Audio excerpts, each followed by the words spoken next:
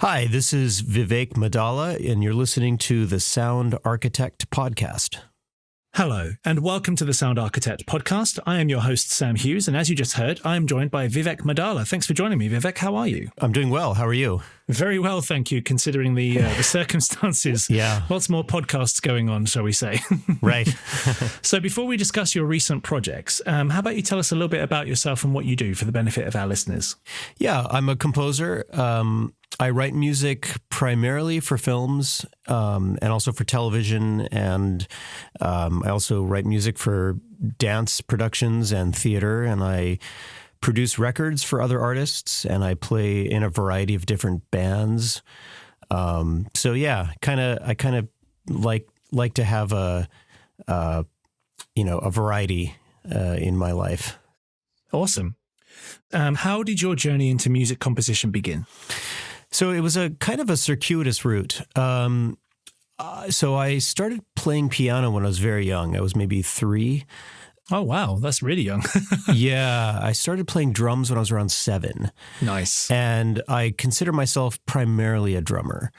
And then I started playing guitar. I guess I first started on bass when I was around 10 and guitar when I was around 12. And I was writing music since I was pretty young, maybe around 7 or so.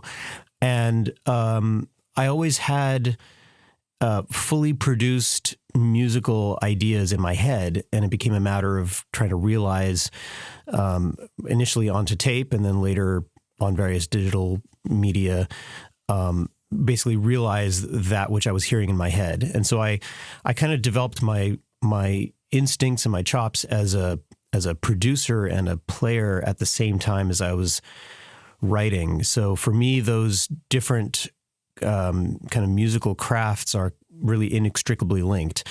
When I was around maybe 8 years old, I saw my first Hitchcock film. Nice. On television. It was a rerun of North by Northwest. Ah, classic. Yeah, with the Bernard Herrmann score.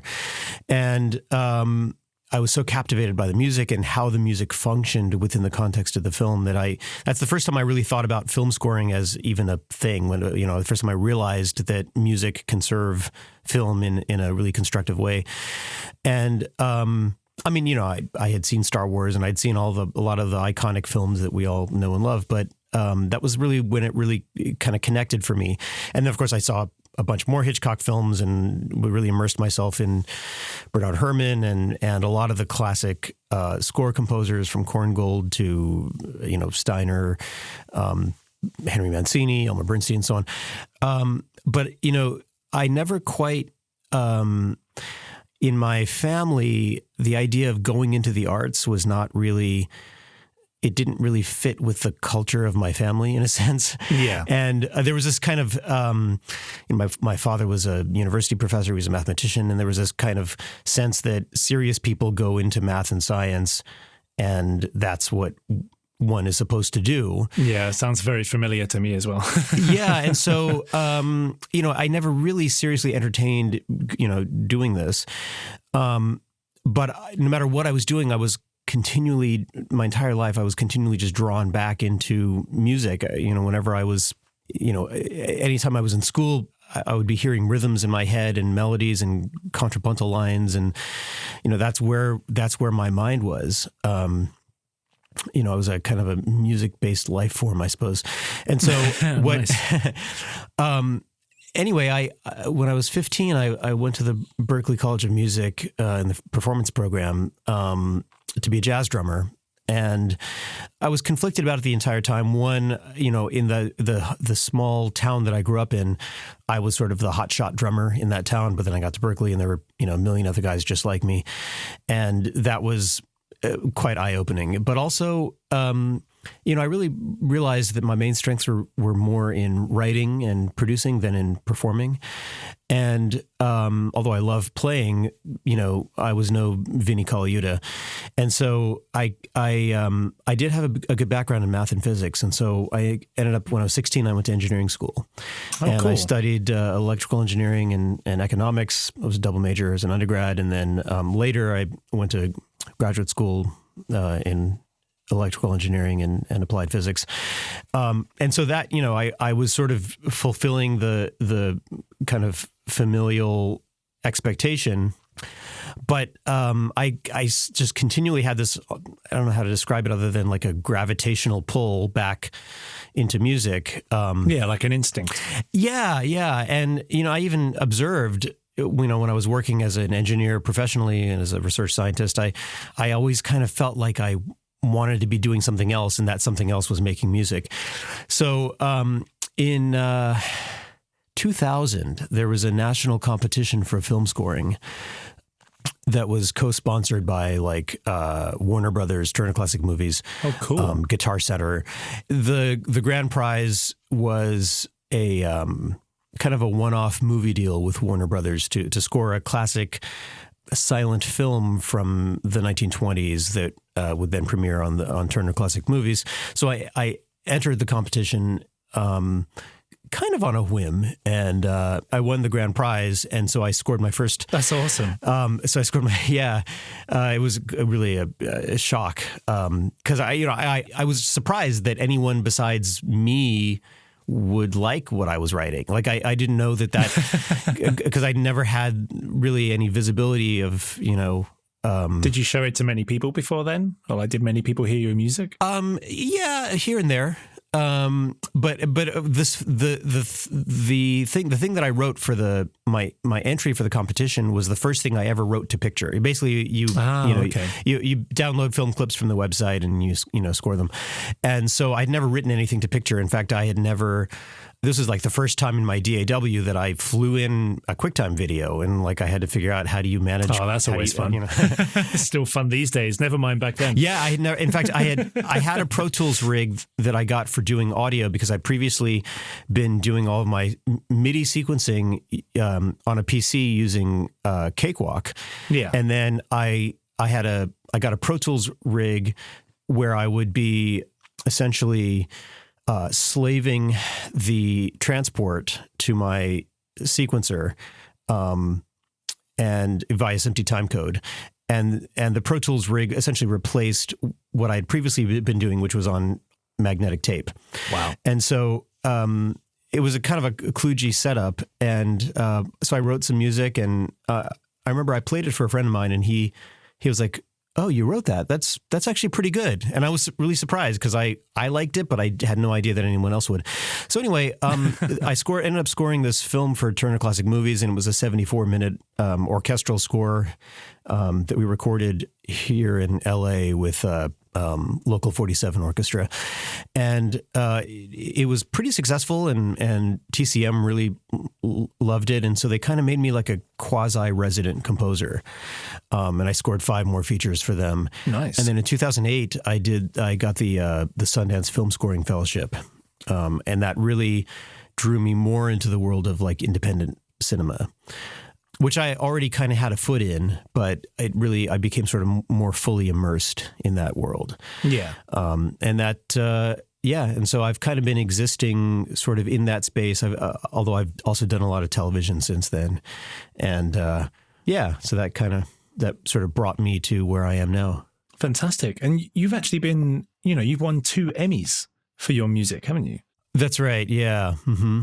Yeah, for the Tom and Jerry show, which is incredibly famous. People have definitely heard the Tom and Jerry show. Yeah. So, a few years ago, Warner Brothers rebooted the classic show with all new stories and all new animation. And so I've been writing music for that for the last, 3 or 4 years. Nice. And how did the first Emmy Award come around? Was it a certain episode or a certain series? Yeah, It's for each of the 2 was for a particular episode. Okay, cool. Yeah, the first one was for an episode called No Fly Zone, and then the second one was for an episode called I can't remember. Anyway, it was for a particular episode. Kitten Grifters. That's what it was. So it's that's quite a departure from the indie film stuff that I do, but not that different from the silent film. I feel like a lot of my cartoon chops I developed by scoring those silent films for TCM. Oh yeah, because I mean, with a silent film, it's almost like scoring a ballet where you've got the picture and you have the music, and they're sort of co-equal partners where the music is doing a lot of the storytelling, and it's like that.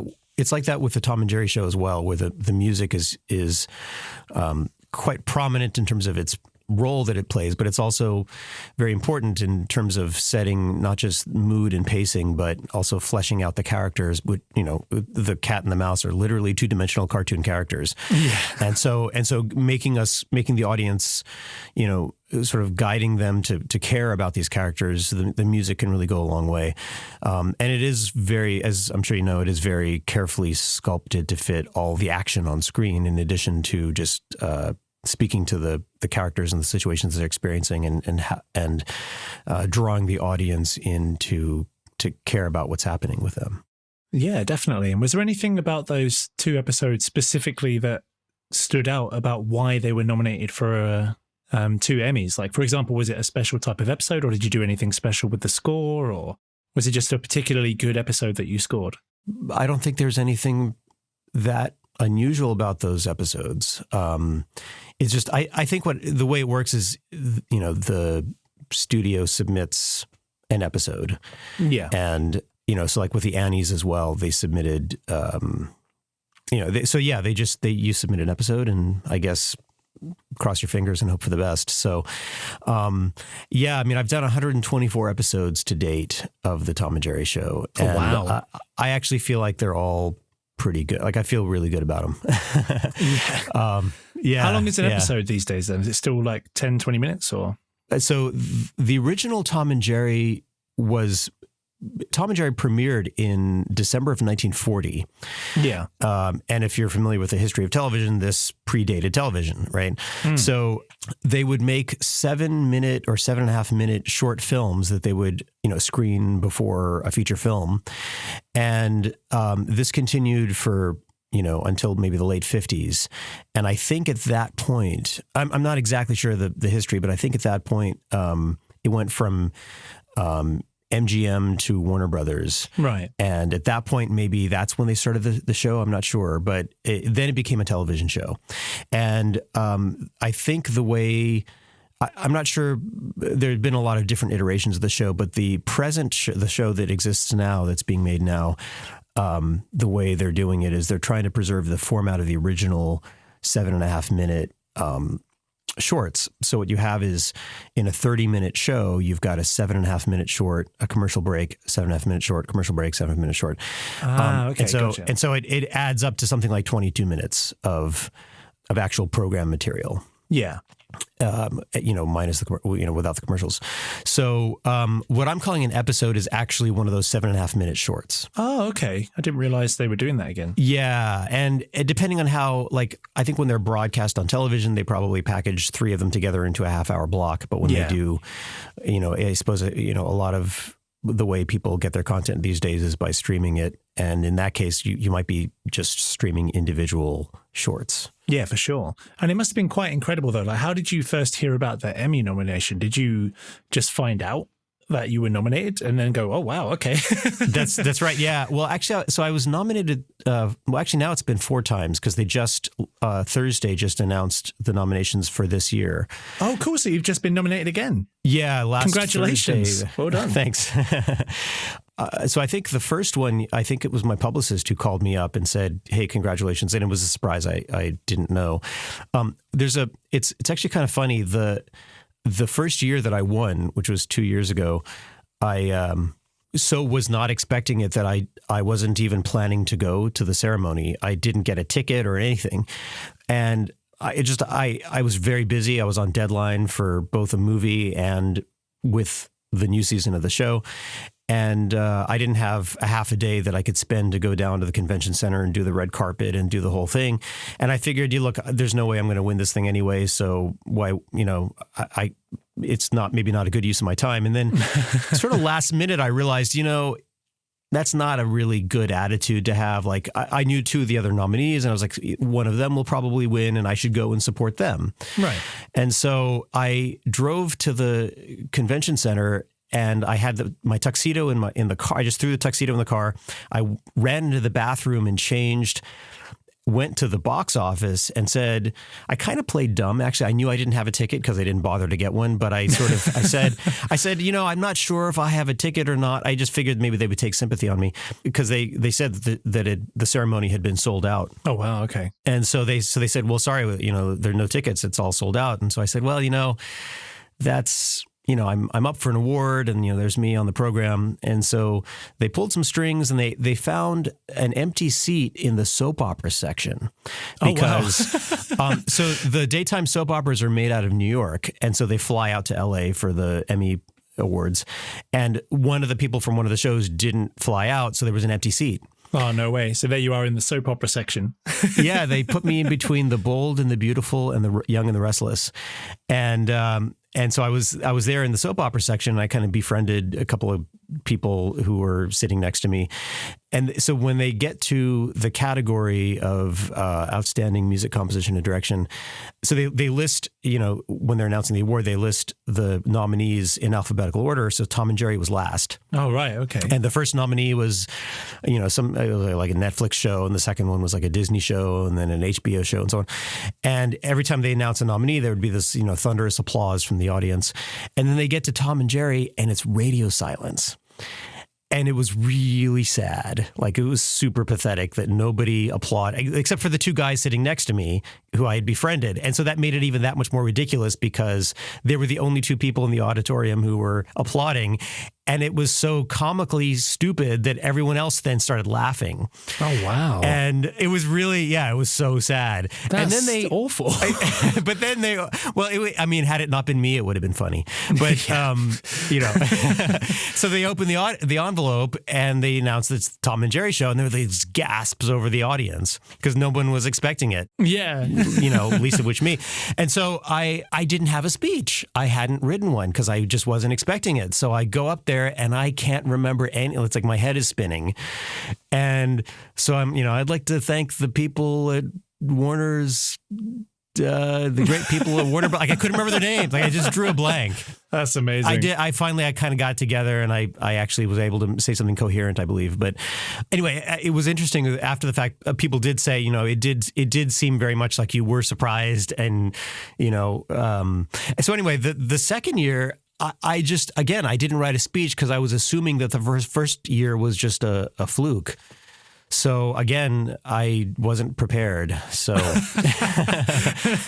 after that one, did you learn your lesson? And you're like, okay, well, now I'm going to prepare a speech just in case now. I don't know. Maybe it's a kind of good luck charm to not be prepared. So yeah, I guess we'll find out this time. When's the awards? It's June 26th, I believe. Now, because of the pandemic and the stay at home.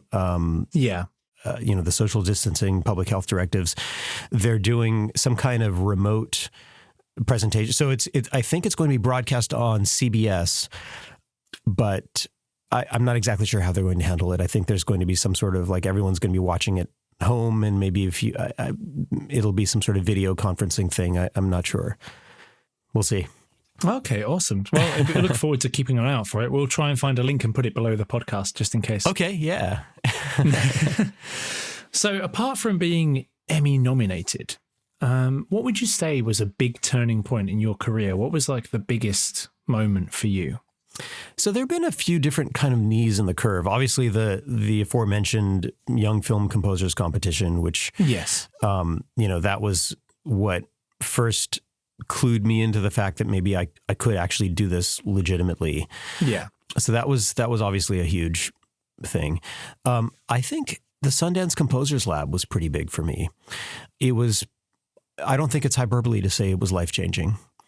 The thing about the Composers Lab, from a more macro perspective, if you think about what the Sundance Institute is, so it was set up originally in 1980, I think, or maybe 81 by Robert Redford, who identified that Hollywood is basically a manufacturing industry. Yeah. And we manufacture widgets. Those widgets happen to be films. And so like any business, there's a continual focus on return on investment. Yeah, of course. So the ROI calculation has to be, it's the reason why Hollywood is so risk averse. It's the reason why they continually make the same superhero films over and over and the same buddy comedies and so on. Yeah, of course. They have to guarantee their return. That's right. And it does make them reluctant to take on new kinds of storytellers who have, some, say, a screenwriter who has some unusual thing to say or some comment in the human condition that might be a risky story to tell. Right, yeah. So very often those kinds of projects don't get greenlighted. So Redford set up the Sundance Institute specifically to be kind of like an antidote to the risk-averse Hollywood system.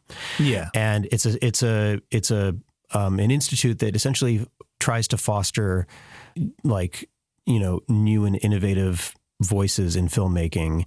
And they encourage people to even take risks that cause them to fail, or that, that's actually encouraged. Yeah. Failing is not discouraged. And it's you can do it without the pressures of trying to, maximize profits and so on. And so in the late 80s, I believe they started, so they have all these different sort of filmmaking programs. There's like a director's lab and a screenwriter's lab and an editor's lab and so on. Right, and they started the Composers Lab, I think in the late 80s. And I think it might have been David Newman who was the advisor for it. Oh, cool. Eventually it evolved into what it is now.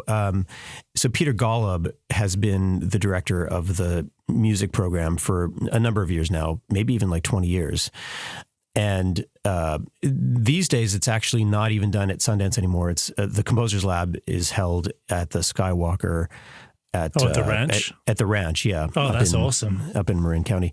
So it is, yeah. And then when I did it in 2008, it was still at Sundance, and it was it was a combination of basically a narrative program and a documentary program. Yeah. They split it apart later, and it might be back together now. I'm not sure. But what was so interesting to me was that I came to realize very quickly that this was not a lab that was about writing music. It's sort of taken for granted that you know how to write music and that that's a skill that you've developed. It was really more about developing new skills at everything else that's not writing music that has to do with film scoring. Oh, okay. So everything around composition apart from actually writing. That's right. And so one of the things that I came to understand was that a big part of film scoring isn't so much writing music, but rather getting inside the head of the director. Yeah. And once you can unlock that problem, I don't want to say that the music writes itself, but it becomes much less, it becomes a lot less difficult, and there's a lot less effort involved once you've got that mind meld with the director. Yeah. Once you understand the vision, then you can better do your work. That's right. And also sort of internalize their aesthetics. So you're not continually thinking, okay, is the director going to like this versus that? But rather you've so internalized how they want to tell the story and their sense of pacing and style and color and texture that their aesthetics have become part of your own. And so it becomes like you're a well-oiled machine. I realize that's a bit of a cliche, but No, I know what you mean. Yeah. And so, there were a lot of things that I learned in the labs where I felt like it made me a much better film composer, not necessarily from a compositional standpoint, but from an everything else standpoint. And for me, that was extremely valuable. And in addition, it also gave me access to a lot of resources that I didn't have previously, including people who I'd been wanting to work with for a long time. So nice. Yeah. So I highly recommend it if for anyone who's interested in the world of independent film or even just in film scoring in general. The Sundance Composers Lab for me was invaluable. And is it just composers who go, I assume? It's not like directors go to meet composers or anything? Well, so one of the cool things about it is that you're working as a participant in the Composers Lab, you are working with people who are in the director's lab, like scoring their films. Cool. And so you're collaborating. It's a very collaborative environment, which is good because that's what film scoring is intrinsically collaborative. Yeah, of course. Yeah, so you're working with fellows. As a composing fellow, you're working with fellows who are in the director's lab, and so in some cases you might end up actually scoring a film from a participant in one of the other labs. In my case, I ended up getting hired by one of my advisors, Greg Araki, to score his film Kaboom. That came out of the Composers Lab. That was one of the things that was a pleasant little surprise, and it premiered at the Cannes Film Festival and then at Sundance, and it's a really fun film.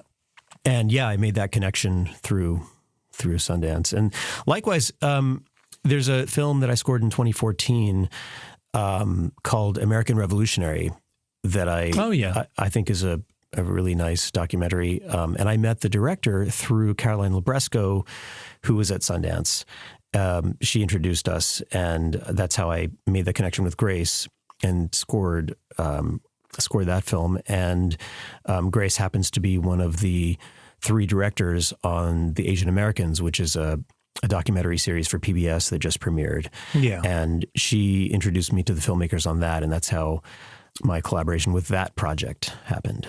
That's awesome. So it really is worth going to these festivals and the labs. That's right, yeah. And interestingly, the film festival does kind of dovetail with the labs to the extent that some of the lab films do end up going to the film festival. And also there's a lot of kind of cross-pollination between the festival, the film festival itself, and the labs. The festival, I think, started in maybe it was 85 or 86, I think is when Redford started the film festival. But the labs are a whole separate entity, but there is some, like I said, some cross-pollination.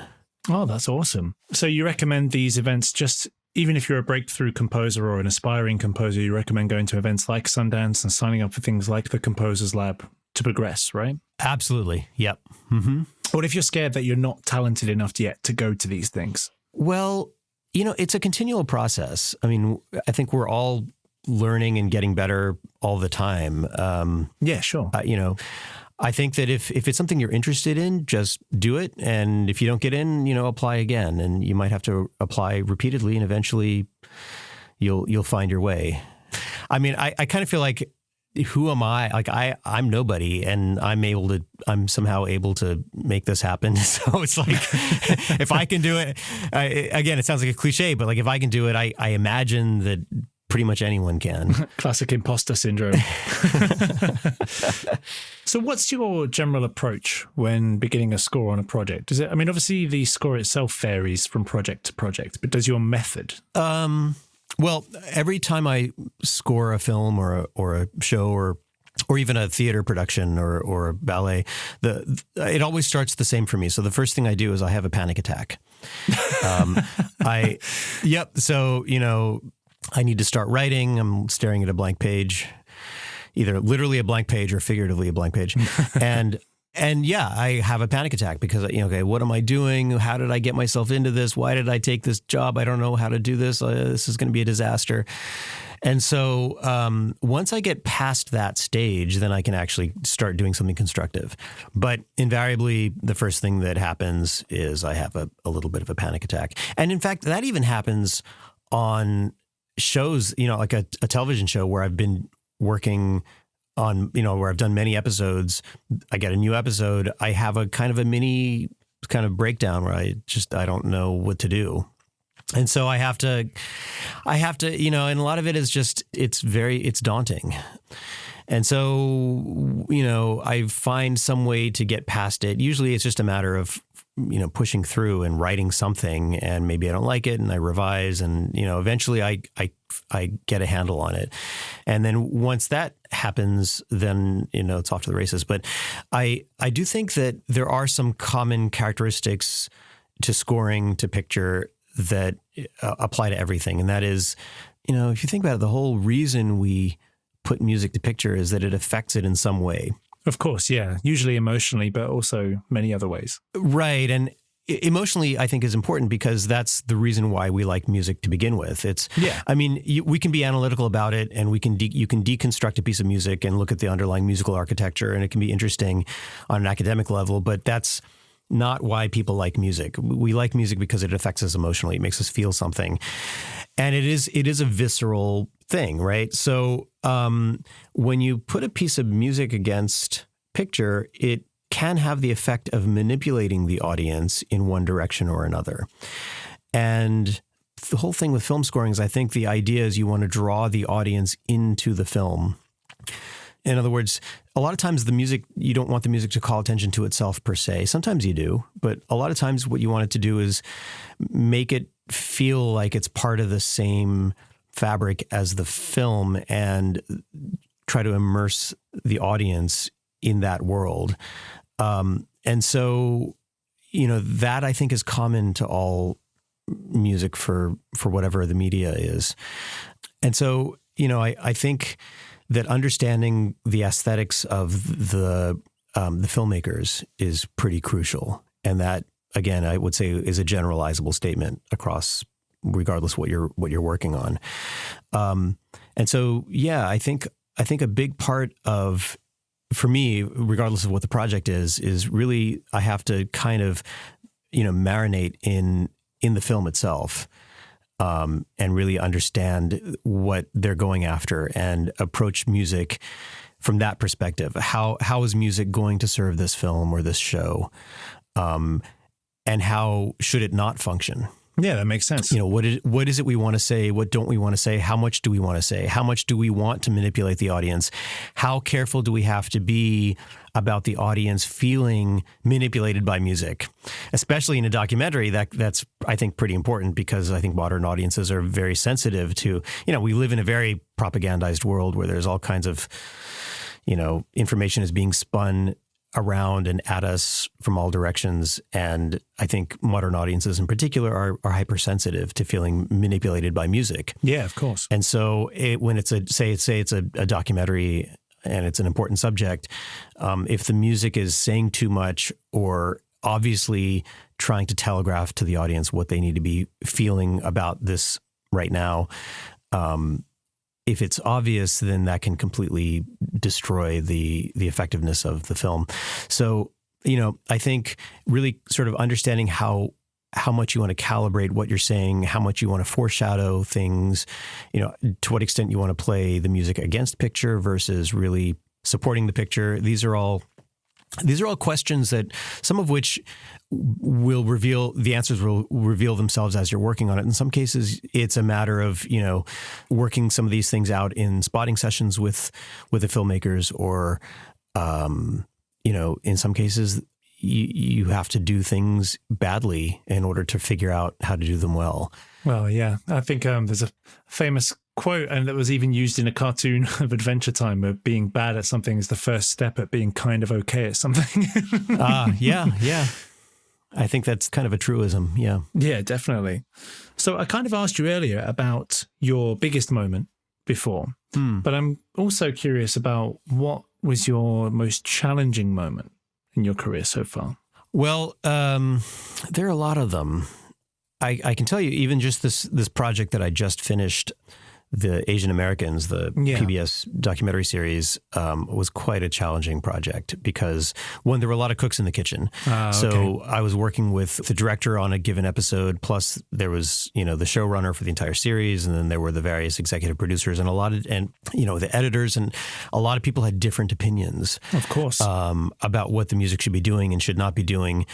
And also, from episode to episode, the directors had different aesthetics, and trying to reconcile all of those under very tight schedules was quite a daunting proposition.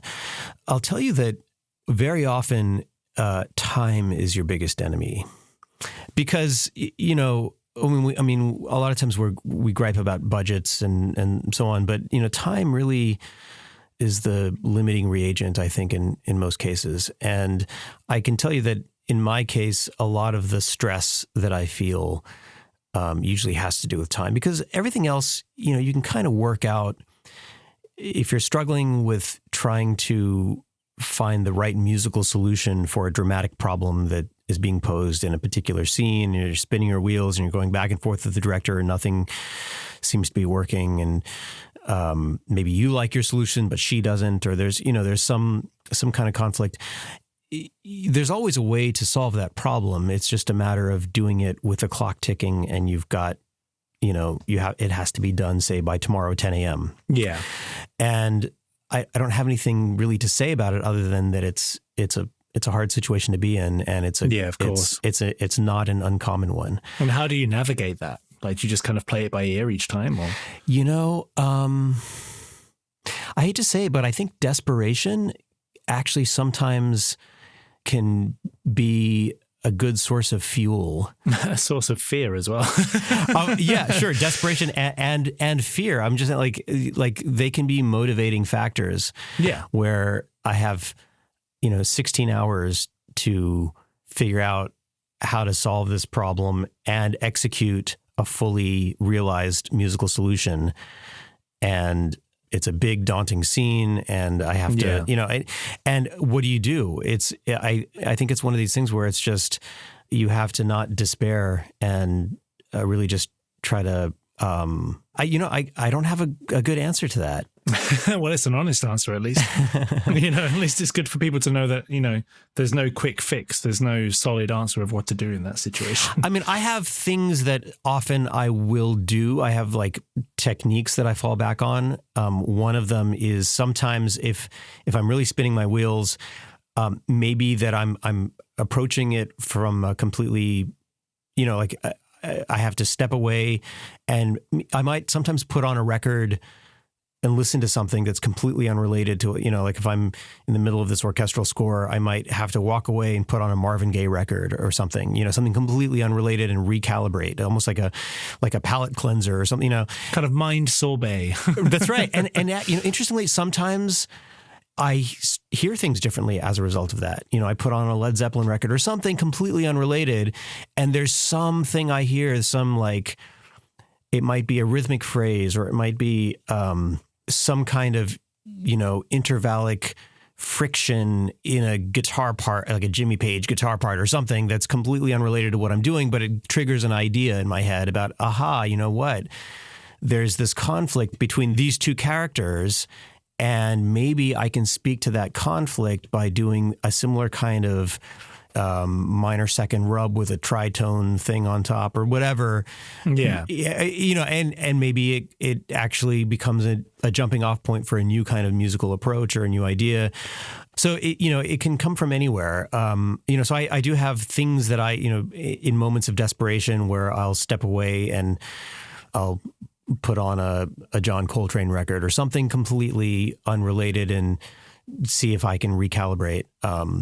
So, yeah. No, it seems like one of the best ways to do it, really, because sometimes you can be so in the thick of it that you can't see the wood for the trees, Mm-hmm. Yep. And you just kind of need something to shake it up and just kind of change your perception and your mindset enough that you can go back to it with fresh ears and fresh eyes and go, wait a minute. No, I get it now. Yep. Mm-hmm. But it's tricky for sure. It's definitely a hard one. Yeah. I mean, if you have any good ideas, let me know. I think you've already nailed it, to be honest. Distract yourself. But I think the reason people are so scared to do that a lot of the time is because they don't have much time. Right. So they're like, well, I have to spend all this time just writing music. I can't do anything else. I have to sleep less. I can't have any downtime, and I just need to write. And frankly, I find myself in that trap as well a lot. Yeah. But it's not a great way to work. You find yourself, or personally, I find myself much more productive if I do actually set aside those short breaks and just go, look, just take 10 minutes, just 10 minutes of something away from this, just so I can think about something else. Or even if you're watching a show or an episode for 10 minutes, you're not really watching it or thinking about it, if you know what I mean, but your brain is still, the cogs are turning, and you still kind of process stuff, whichever one you're doing, whether you're watching the show and thinking about the work in the background or thinking about the work and watching the show in the background, Yep. Mm-hmm. It still gets it done. So yeah, it's definitely the best method I can think of anyway. Plus procrastination, because why not? Right. Because you haven't got enough work to do. Yeah. Yeah. So I have to say, it's been an absolute pleasure, and I only have one more question left. Okay. So yeah. What are you currently working on that you can tell us about, and what else is coming out soon? Yeah, so I have a few things I'm working on that I can't really talk about. I can tell you that there's a record that I'm working on with a colleague of mine that I'm producing. Ooh, cool. For Concord Jazz label, and I'm very excited about it. That does sound awesome. Yeah. I do love producing records for other artists because it's a whole other mode of collaboration.